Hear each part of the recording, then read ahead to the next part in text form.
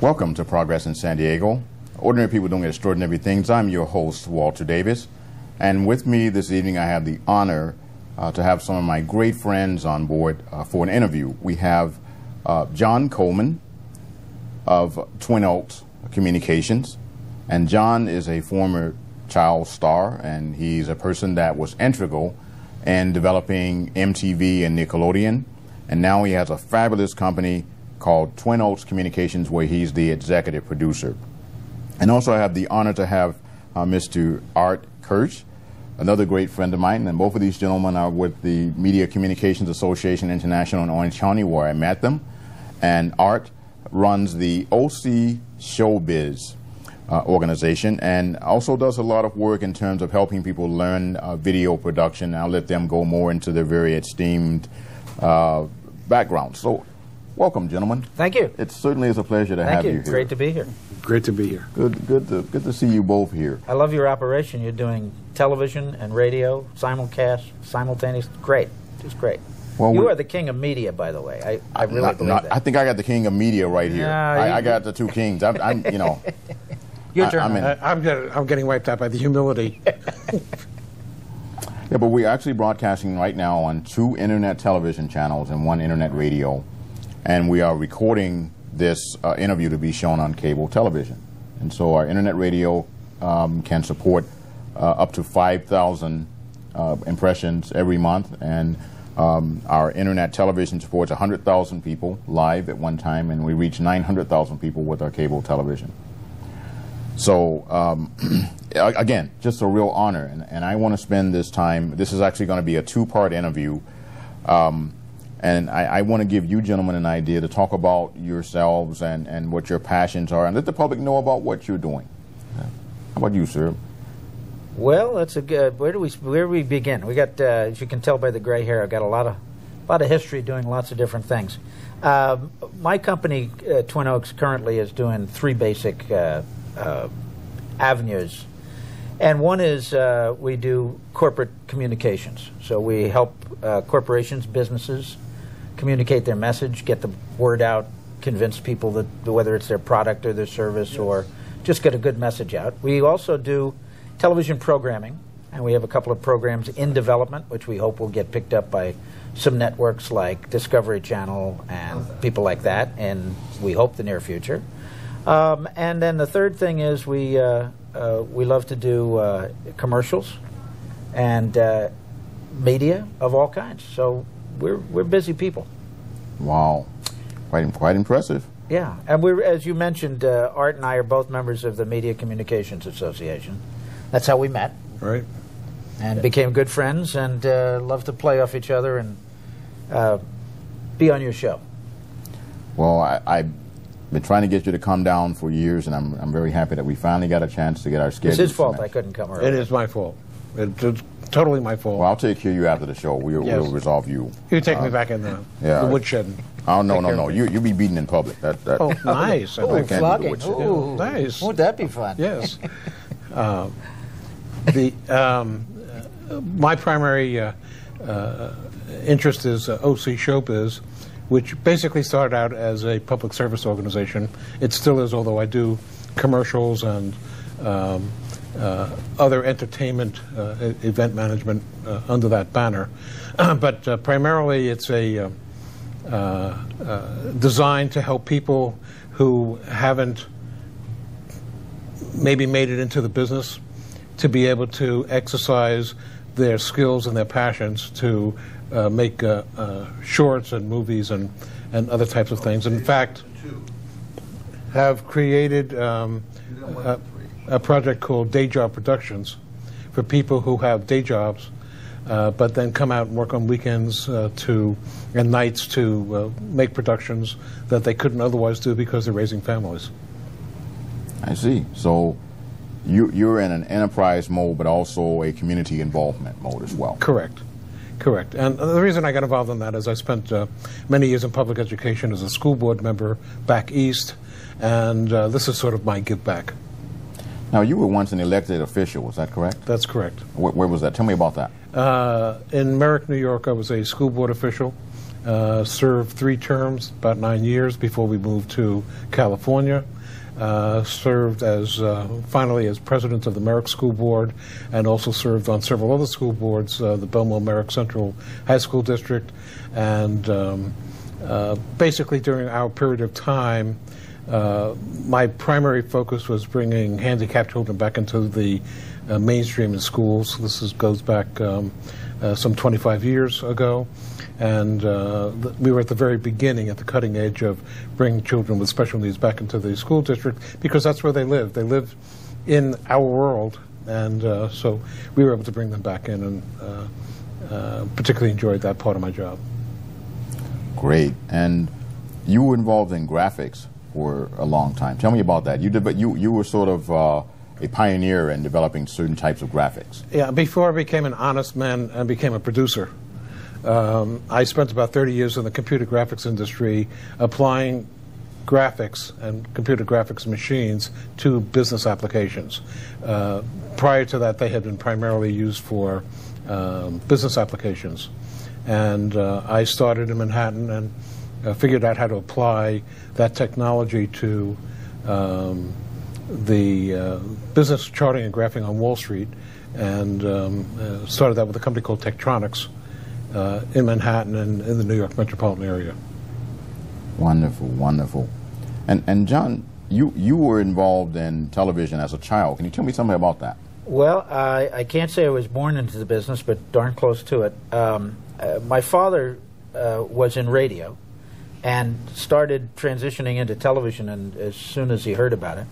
And after World War II, got involved in television, which is just a blossoming industry, and taught radio and television at Fordham University in New York.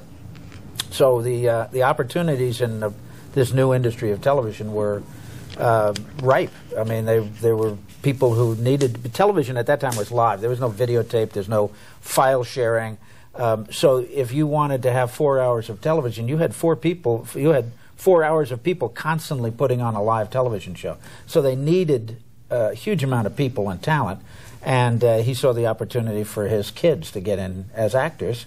And so from the age of maybe 7 years old to about 11 or 12, I suppose, I was a professional child actor, joined AFTRA. Unfortunately, it was before the days of residuals, so I have nothing to show for it now other than a couple of old photos. But had a lot of fun and got to appear on a ton of shows. One memory I have is on a show called Omnibus, if you're old enough to remember that. It was on CBS. And I was one of a dozen kids running through the streets of a Renaissance town in whatever the costumes were that people wore during the Renaissance, rolling a hoop. And who should walk by but Charlton Heston, who was the host of the show. Now, even I knew who Charlton Heston was at that time, before he became Moses. And so that was one role. I did 2 years on a soap opera, live every noontime. And this was when television shows were not necessarily a half hour. So this soap opera was on every day from 12 to 12:15. And it was just a little wonderful soap opera. And I was the son of the boyfriend of the title character, the Valiant Lady. And the Valiant Lady had a lot of troubles, as you can imagine, and they just carried on for year after year after year. And it was a fabulous experience for me. So I really got to learn a lot about television, stagecraft, things like that. Met a lot of wonderful people. And, was never really taken out of school. Wasn't, as it later developed to be a Hollywood kid where you're sitting on the set. This was in New York, and it was live television. It was a totally different atmosphere. So learned a tremendous amount, and always, from that time on, always wanted to make movies or television shows, as it turns out. And I really focused more on television when I got out of college than filmmaking, although I've done films too. So it was a lot of fun being a child star, as you say. I wasn't much of a star. Nobody knew who you were, but it was a wonderful experience and something I wouldn't trade for $1 million. So great background. And you were on every major network, right? I appeared on, at that time, yeah, there was the Dumont Network was now defunct, but it was one of the major networks. And it was before ABC, CBS and NBC. So I was on all three of those major networks on various shows of all kinds, including a couple of primetime co-starring roles where I actually had to learn lines and perform and act, you know. Act, oh my God, at 7 years old. But it was great. It was a great experience. And I think I'm probably a natural-born actor, even though I don't do acting now. All of that experience has helped me in my business doing television, film, and communications, because I can express myself and I can understand what actors are going through. So as a director, I can appreciate them for what an actor has to go through. And I think in some ways it's probably made me a better director, too. Well, that's quite a history. You guys both have so much going on. And now, Art, you've worked overseas, right? You've been in England. You worked all over the world. Can you tell me some things about that? Yeah, primarily in the computer graphics business. I became a producer about 10 years ago because the internet ate my lunch a couple times in a row and said, you know, you moved to Southern California 20 years ago, go home and enjoy it, or I'm going to keep taking your money. But prior to that, I spent the last 10 or 15 years either building or fixing companies in the computer graphics business around the world. I had an assignment in Australia for a year and a half. I commuted. I had a car, an apartment, and it was great. And I was handling an engineering group. I had a partnership with some people in England where I represented them in the United States. And during the last 4 or 5 years before I switched over to a full-time Orange County resident, not a traveler, I was basically building infrastructure for companies around the country. So they were just different places to do business. And there are a lot of great people all over the world, and I just happen to be associated with a lot of them. Essentially, I'm a crisis manager, which is what a producer is. So while I had to go to Film 101 at Saddleback College to learn what everybody did on set, the one thing I did know for sure was that as much as you plan, and that's the most important thing is to plan, things will always go wrong. And I'm pretty good at trying to figure it out and straighten it out after things do go wrong, as they invariably do. Art has management. Yes, Art has on his business card his title. He calls himself cat herder, which I think is the perfect description of a producer trying to herd cats, and he's very good at it. I think you observed me here trying to get things set up. That I wondered what that meant. Now that makes a lot of sense. Now I understand. Cat herder. Welcome to the world of cat herding. Right. As a matter of fact, you are now an honorable member of the Cat Herder Association. Well, thank you. I mean, I guess cat herder. I was always a cat herder and didn't know it. I mean, this is there good. you go. I'm going to add that to my speech. Would you teach him the secret handshake? Oh, can't do that. We're on television here. The people could see it later on the radio. We do that on the radio later. The secret handshake on the radio. Right. And by the way, Walter, you've been an inspiration to both John and I. We've talked about you many times behind your back, as well as in front of your face. But you talk about anything that we've done, you are a pioneer in bringing video and voice over the internet in amazingly new ways. Today, a lot more people are getting involved in it because it's more of an industry and there are a lot of companies servicing it. But back in the day, I remember the first time I met you, you were sitting with a laptop in a parking lot with a Sprint card, doing a live broadcast over the internet, and it was stunning. And anybody who remembers having met you that, and I think it's about 3 years ago, to this day is still stunned about what you pulled off. Yeah, so. you really are a study for anybody who wants to go into the communications business, whether it's film, television, radio, or internet. Because what you're doing is you're bringing them all together. You're bringing all the various media, if you will, together and using them for disseminating what your message is, which is, of course, what it's all about. It's not about film. It's not about sprocket holes. It's not about videotape or, electronic files.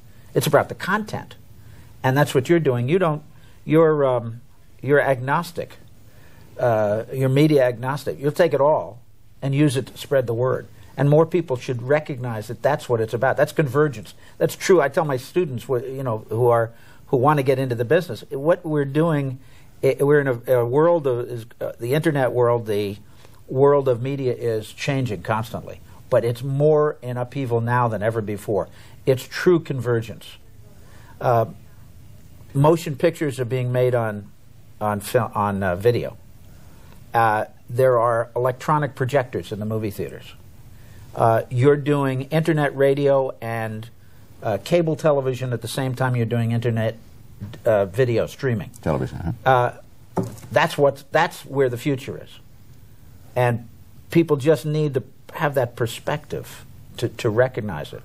Because all of that are just ways to get the message out. So congratulations, Cat Herder. Well, thank you very much. It's been a hard road. It took me about a year and a half studying by myself to learn how to do internet broadcasts. I mean, because nobody was doing them. Right.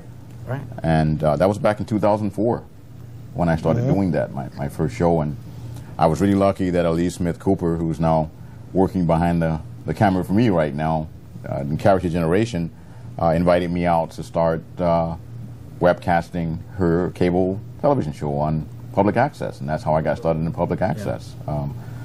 They saw my work that I did in New Orleans after the aftermath of Hurricane Katrina. I did a documentary down there, and I rode around in a cab with my webcam up on a tripod in the lower 9th Ward and recorded the damage after Hurricane Katrina. And Brad Pitt was down there with his Make It Right NOLA project. I went down there and filmed there, and it really was a big beginning. Now that we have internet radio and I see the power of that, I'm interviewing people all over the world now. So that's what I want to show people, is how to take control of their own media and just how really affordable it is to get their word out. So we have a lot of fantastic people here, different nonprofit organizations that I'm now helping to deal with kids and deal with the environment, social justice, and human rights. Those are really our focuses right now. And it really does go to content.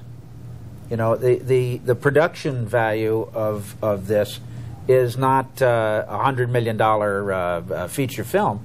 It's very simple, but it's effective because people aren't looking for, fabulous camera composition or special effects. They're looking and really listening to the content of the message. And that's what all movies and television and corporate communications and internet radio and video streaming is really about.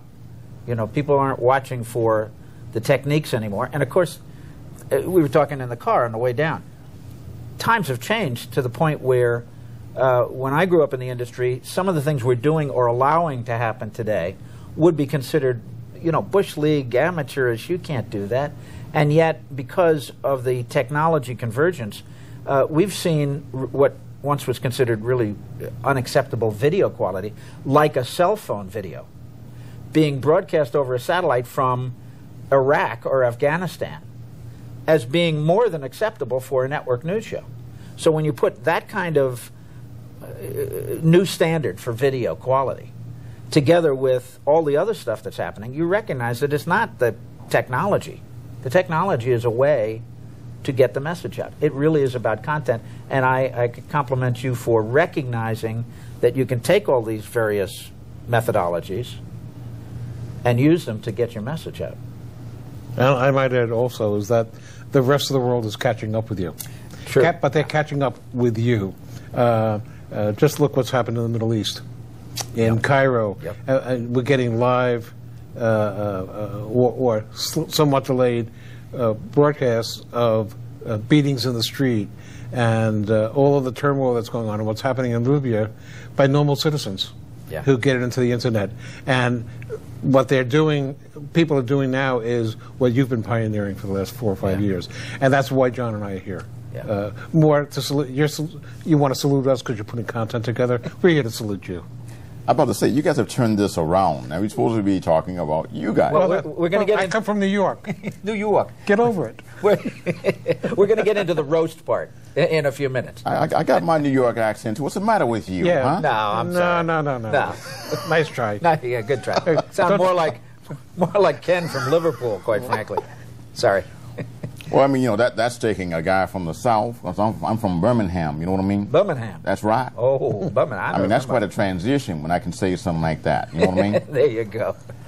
But it's really an honor to have you gentlemen. I was so impressed when I went to the Orange County Soundstage and I saw all the equipment, and then I didn't even know a lot of these things about you gentlemen, even though I knew you for years, until I read your backgrounds. I was like, wow, you guys are, you know, and you're really modest. You never said anything about all these things to me. Well, I'm modest, but Art... No, I'm not. I just wrote it down because you said I had to fill in the paper.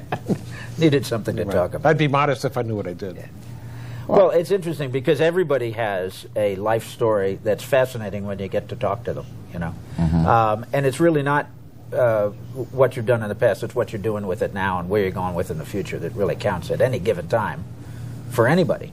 And so that's why we admire you, is because maybe you don't have the same background in the entertainment or show business or communications business as we do, but that doesn't matter. You're doing things. You're moving forward and experimenting and trying things that a lot of people, I think, are impressed with. So good for you, and good for the fact that you're training a lot of people to and bringing them along with you. And also the stories that appear in OC Showbiz, which is an online news magazine. The byline of that is, we celebrate the entertainment arts. And there are, while the entertainment arts is the focus of it, the bottom line is that there are tons of interesting people. John's, an article on John appeared a couple of months ago. We had a young lady who, at the age of 40, decided to go into show business.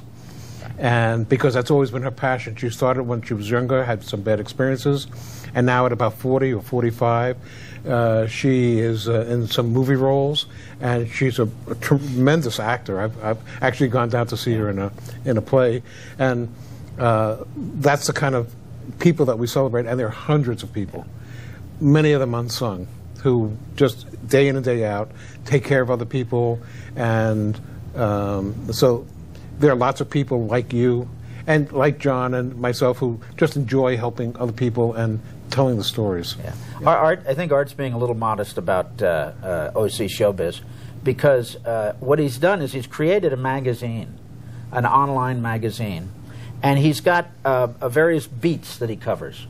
And it includes everything from professional, what's happening in the professional world, to profiles of professional people that you ought to know, what they're doing, where they came from, with advice.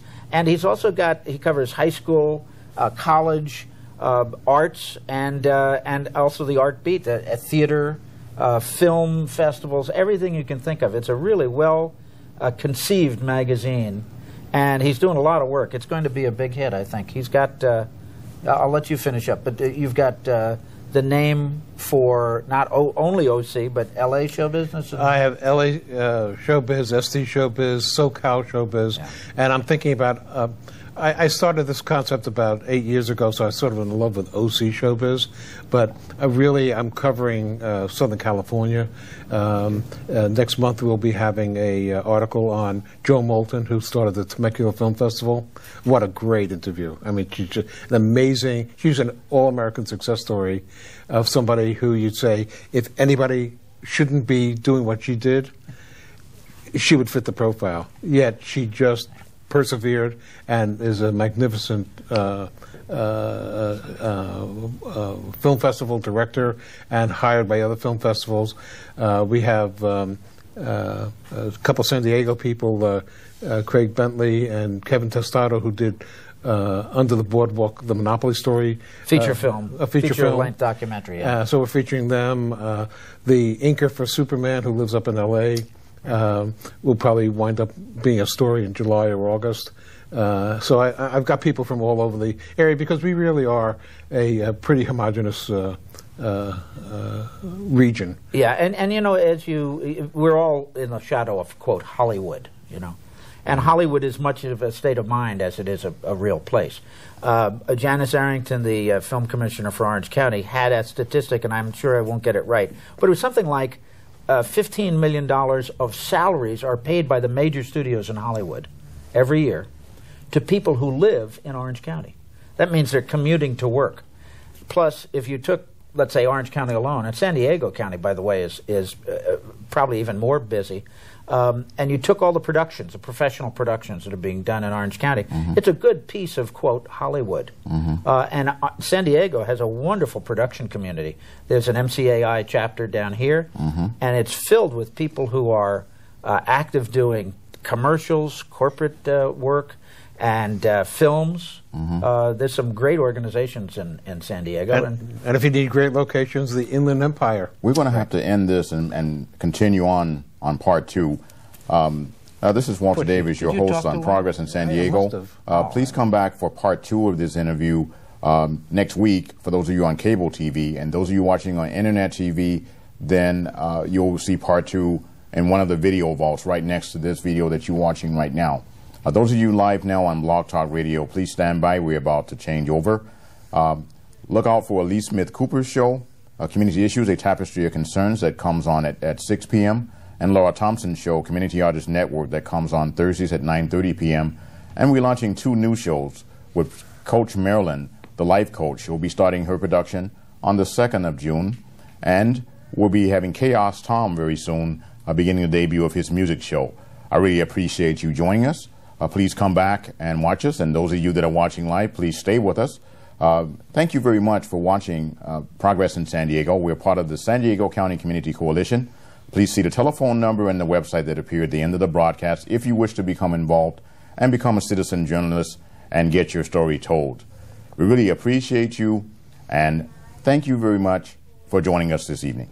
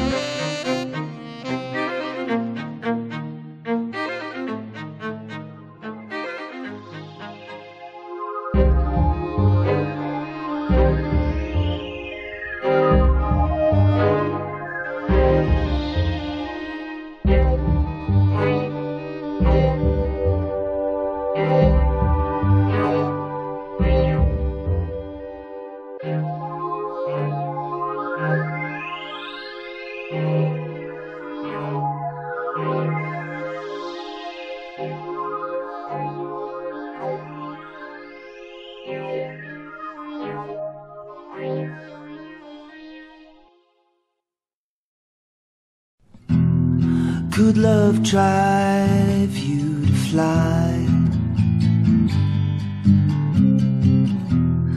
Could hope be the only way? And would it be a crazy question? Would you take it all and throw it all away? Take me down to the final decision, and the world will break apart today. Take me down to the final decision, and the world will break apart today. And the world will break apart today.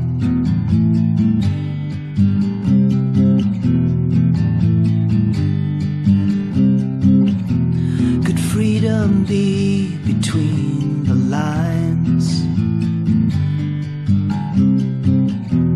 And joy a life foundation springing up to find that every thought will lead to nothing,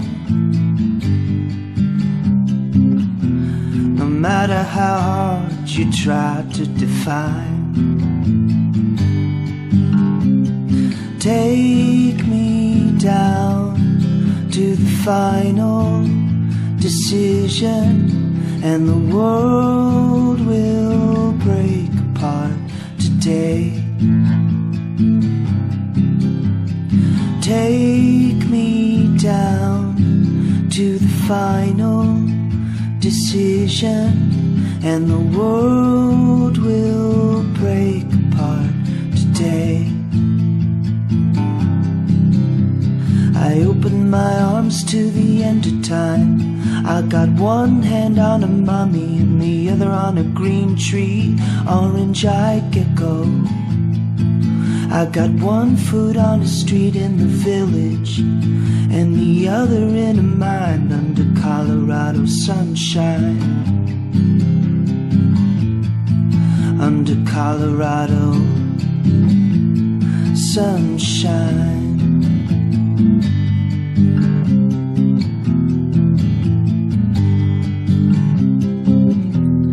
Could you stand in the way of progress? Could you laugh it off and say, I'd let it all fall down and let the rhymes come. I'd waste away and let the roots grow around some.